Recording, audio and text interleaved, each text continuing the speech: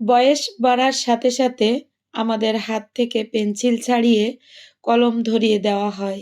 এটা বোঝানো হয় যে এরপর ভুল করলে আর মুছে ফেলা যাবে না। তেমনি আমাদের জীবনে করে ফেলা ভুলগুলো চাইলেও আমরা আর ঠিক করতে পারবো না। ভিডিওটি দেশ এবং দেশের বাহিরে যে যেখান থেকে দেখছেন সবাইকে আসসালামু আলাইকুম। আমি ডলি, ডলিস লাইফ থেকে সবাইকে জানাই আন্তরিক শুভেচ্ছা ও ভালোবাসা। আশা করি সবাই ভালো আছেন। আলহামদুলিল্লাহ, আমার পরিবার নিয়ে আমি ভালো আছি। এই তো মাছ দেখিয়ে ভিডিওটি শুরু করেছি। আজকে তোমাদের ভাইয়া দেখো কতগুলো পাঙাশ মাছ, কাতলা মাছ আর একটা রুই মাছ নিয়ে এসেছে। একটা আমাদের যে ভাসুরের ছেলে তার ঘেরের থেকে মাছ ধরেছে। সে আর কি দিয়েছে আমাদের খাওয়ার জন্য। আসলে আমরা তো পাঙাশ খাই না। তবুও আমি চেষ্টা করেছি রান্না করে সবাইকে খাওয়ানোর। কিন্তু সবাই খেয়েছে, আমার কেমন রুচি হয়নি। আমি কেমন খেতেই পারলাম না। তা যাই হোক, অনেকের এই পাঙাশ মাছটা অনেক প্রিয়। তা আসলে সবার রুচির ব্যাপার, যার যার রুচি সে সেটাই খাবে, তাই না? আমার রুচি নেই তাই কি আরেকজনের কি হবে না এমন তো কোনো মানে নেই। তো আমাদের ঘরে যা হোক টুকটাক খেয়েছিল আর মেহমান ছিল তারাও খেয়েছে। মেহমান বলতে গেলে ওই যে আমার বড় জা এসেছিল, সেই কিন্তু ওই মাছের বস্তাটা ঢেলে আমাকে পেট কেটে দিয়েছিল। পরে আমি এই পাঙাশ মাছের দেখো আমি কিন্তু ছাল উঠিয়ে ফেলেছি। ছাল ছিলে একদম পুরো মাংসটা নিয়েছি। কারণ ছালে আরো বেশি গন্ধটা আসে আমার কাছে, এমন কেমন যেন একটা শ্যাওলা, শ্যাওলা গন্ধ আসে। আসলে আমি এই পাঙাশ মাছটা আমার বড় মেয়ে যখন আমার পেটে ছিল, তখন তোমাদের ভাইয়া একটা মাছ কিনে নিয়ে এসেছিল। সেই মাছটা এত গন্ধ ছিল, তারপরের থেকে আমার এই মাছের প্রতি আমার অবঘেন্না এসে গেছে। কিন্তু আগে খেতাম, পরে ওই যে আর আমার খাওয়া হয়নি। আর তারপরের থেকে এই মাছটা আমি খেতেই পারি না। তা যেহেতু আমার বড় জা কুটেছে, আমি ছিলে নিয়েছি, নিয়ে পরিষ্কার করে ধুয়ে তারপরে কিন্তু আমি রান্না করতেছি। তো এইখানে কিন্তু মুরগির মাংসটাও আমি রান্না করে নিয়েছিলাম। আর এদিকে দেখো আমি মাছটা ভেজে নিচ্ছি। আর অল্প একটু তেল দিয়েই কিন্তু আমি মাছটা ভাজা শুরু করেছিলাম। তারপরে দেখো মাছের থেকে এত তেল বেরিয়েছে কি বলবো। আর ওই যে চামড়াটা ছিলে নিয়েছি, যার জন্য কিন্তু তেল ছিটকে গায়ে আসছে না। ওই যে মাছ চটপট করে ফুটে ওঠে। যদি তোমরা এইভাবে পাঙাশ মাছের চামড়া ছিলে খেতে পারো, তাহলে কিন্তু ওই ভাজার সময় অতটা ছিটবে না। অনেকে চামড়া পছন্দ করে, আসলে আমি কোনো মাছের চামড়াই খেতে পারি না। তো এইখানে আমি চামড়াটাও কিন্তু ছিলে নিয়েছি। মাগুর মাছ, তারপরে এই যে পাঙাশ মাছ, যদি কখনো আমাদের পুকুরে পাঙাশ মাছ ছিল, সেই মাছ নিয়ে এসেছিল তোমাদের ভাইয়া। সেই মাছগুলো খেতে ভালোই লেগেছিল। তো সেই মাছেরও কিন্তু আমি এরকম চামড়া ছিলে তারপরে রান্না করে নিয়েছিলাম। তো এই যে দেখো আমার রান্নাটা কিন্তু কমপ্লিট হয়ে গেছে। রান্নাটা শেয়ার করিনি, কারণ আমার থেকে আমার আপুরা সুন্দর এই পাঙাশ মাছ রান্না করতে পারে। যেহেতু আমি পাঙাশ মাছ খাই না, এইজন্য কিন্তু আমার রান্নাটা অতটা আমি রান্না করতে পারি না। তবে যতটুকু আমার মন থেকে আমি যতটুকু পেরেছি ভালো করার চেষ্টা করেছি। কিন্তু সবাই খেয়ে বলেছে, "না মাশাআল্লাহ, অনেক সুন্দর হয়েছে।" তারপরে দেখো সন্ধ্যার সময় আমি আমার জাকে বিদায় দিয়ে তারপরে দেখো এই যে মাছের সঙ্গে যুদ্ধ শুরু করে দিয়েছি। কারণ ৪-৫ টা মাছ ছিল এখানে, প্রায় ২ কেজির উপরে মাছগুলো।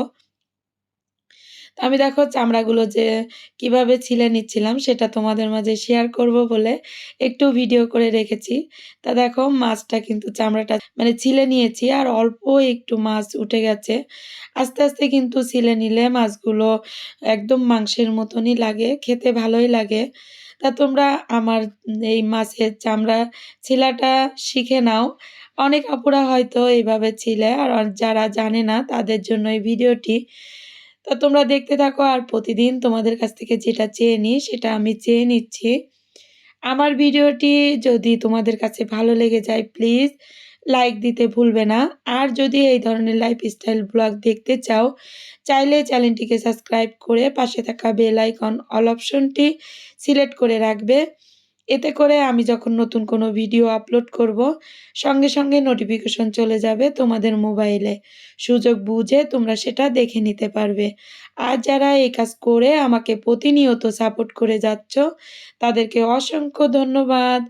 আর যারা নতুন আসতেছো তাদেরকে বলব প্লিজ লাইক দিয়ে ভিডিওটি সম্পূর্ণ দেখো। আর যদি বেশি ভালো লেগে যায় তাহলে সাবস্ক্রাইব করে আমার পাশে থেকে যেতে পারো। তোমাদের লাইক পারে আমার আরো ১০ টা আপুর কাছে আমার এই ভিডিওটি পৌঁছিয়ে দিতে। তোমাদের কমেন্ট পড়তে আমার কিন্তু অনেক ভালো লাগে।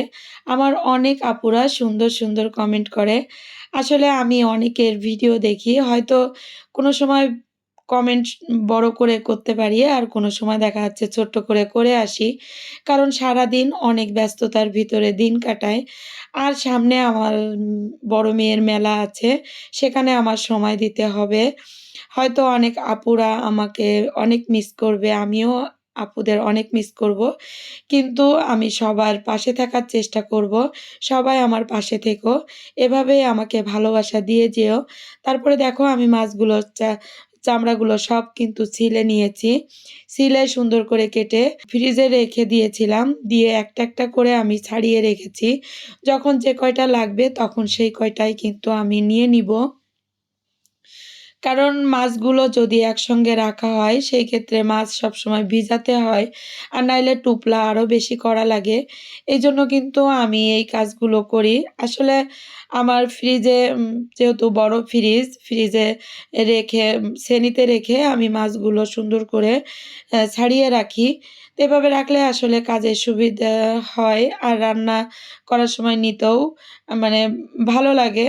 কারণ সে সময় তো আর বরফে আটকে যায় না। তো এইখানে দেখো আমি মাছগুলো কিন্তু সুন্দর করে কেটে নিচ্ছিলাম। আসলে কাটতে আমার কাছে অনেক ভালো লাগছিল। আর আমার বটিতে কিন্তু প্রচুর ধার। আমার বটিটা মাশাআল্লাহ অনেক সুন্দর। আমি যেহেতু অর্ডার দিয়ে বটিটা বানিয়ে নিয়েছিলাম। আমাদের খুলনায় আমার বাসার পাশেই এক কাকার কাছ থেকে। তো এই বটিতে কিন্তু নাম লেখা আছে কাকার। আমি বটি, কুড়াল আর দা একসঙ্গে আমি বানিয়ে নিয়েছিলাম। তো সবগুলোই সে কাকা আরকি তার নামটা লিখে দিয়েছে। আসলে ভালোবাসা জিনিসটা হয়তো সে মানুষটা আ নেই এখন, মারা গেছে। তো সেই কাকার হাতের বটি, দা, কুড়াল কিন্তু আমার ঘরে এখনো আছে। তো আসলে মানুষ থাকে না, কিন্তু মানুষের স্মৃতি, মানুষের কথা, মানুষের ব্যবহারটাই কিন্তু আসলে আজীবন বেঁচে থাকে। মানুষ কিন্তু বেঁচে থাকে না।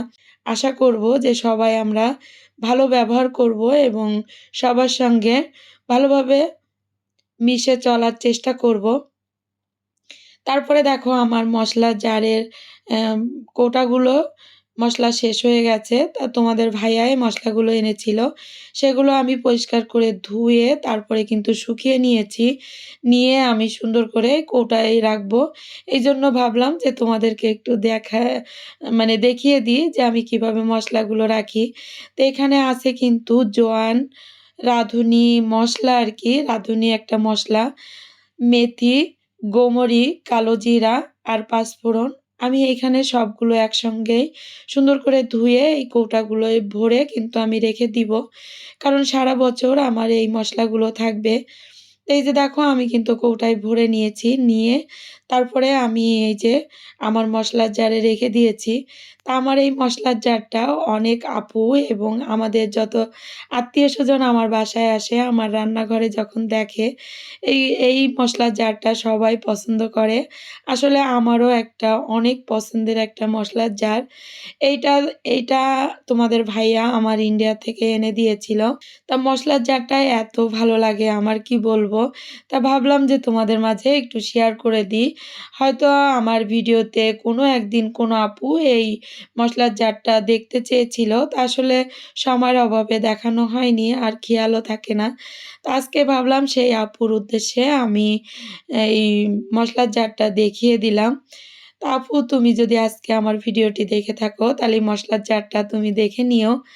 এখানে কিন্তু আমি সুন্দর করে মসলাগুলো ঢেলে নিয়েছি। আর এখানে ডালচিনি আর এলাচটা আমার শেষ হয়ে গেছে। সেটা নিয়ে এসেছে কিন্তু ওটা আর ধুয়ে রৌদ্রে দেওয়া হয়নি তো। এইজন্য আর তোমাদের মাঝে শেয়ার করিনি।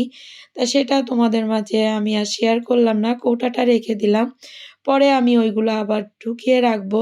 তো এই যে আমি কিন্তু এটা ২ দিনের ভিডিও নিয়েই কিন্তু আমি ভিডিওটি সাজিয়েছি। তা মাছটা যেদিন কুটেছিলাম, তার পরের দিন সকালের এই ভিডিওটি আমি রৌদ্রে দিয়েছিলাম। রৌদ্রে দিয়ে রোদ থাকতে থাকতেই কিন্তু মানে মসলাগুলো গরম থাকতে থাকতে আমি মসলার জারে উঠিয়ে রেখেছি। যেহেতু মসলাগুলো সুন্দর থাকবে। তারপরে দেখো আমার যে সৈন্যবাহিনী, আমার কিটি বাবুটা দেখো এই যে আলমারির ভিতরে ঢুকে বসে থাকবে সবসময়। তো এই কাপড়গুলো এলোমেলো হয়ে গেছে আর এত কাপড় হয়ে গেছে যে কাপড় খুঁজে পাওয়া যায় না। যখন পড়তে যাই, কোথাও বেড়াতে যাই তখন আর কাপড় খুঁজে পাই না। তা আমি এখন এই যে কাপড়গুলো উল্টাপাল্টা হয়ে গেছে, এটা রাতের আরকি ভিডিওটি। তা আমি কাপড়গুলো যখন বের করেছিলাম তখন আমার কিটি বাবুটা দেখো এই যে আলমারির ভিতরে ঢুকে বসে আছে। আর রানী মশাইও সেও উঠে বসেছিল, আমার রানী মাটাও। তাকেও তোমরা লাস্টের ভিডিওতে দেখতে পাবে। তা আসলে আমার বিড়ালগুলো আমার প্রাণ। কারণ আমি ওদেরকে অনেক ভালোবাসি। আর ওরা আমার ভালো লাগা, ভালো থাকা এগুলোর দিক থেকে আমি ওদের দেখলে আসলে আমি খুব ভালো থাকি। তোমাদের ভাইয়া অবশ্যই বিড়াল পছন্দ করে না। কিন্তু ওই যে আমি পছন্দ করি সেই হিসাবে সে কিন্তু এখন কিছু বলে না, মাঝে মধ্যে একটু বকা দেয়। তা আমি ভিডিওর প্রায় শেষ পর্যায়ে কিন্তু চলে এসেছি। এখন তোমাদের কাছ থেকে বিদায় নিব। ফিরে আসবো নতুন কোনো ভিডিও নিয়ে। ততক্ষণ তোমরা ভালো থাকো, সুস্থ থাকো, আমার জন্য দোয়া করবে। আল্লাহ হাফেজ। আসসালামু আলাইকুম।